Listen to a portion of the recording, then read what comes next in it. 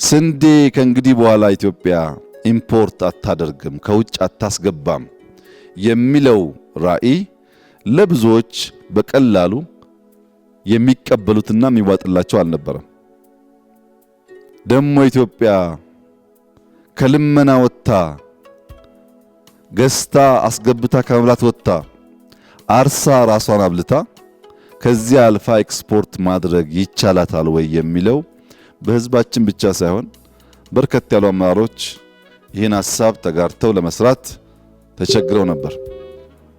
ነገር ግን ሶማሌ ክልል በእርሻ ማናቀው ክልል ሳይቀር ለማመን በሚቸግር ደረጃ ስንዴን በዘመናዊ መንገድ ማረስ፣ ማምረት፣ መብላት ብቻ ሳይሆን ለመሸጥ የሚያበቃ ምርት ማየት እንድንችል አድርገዋል።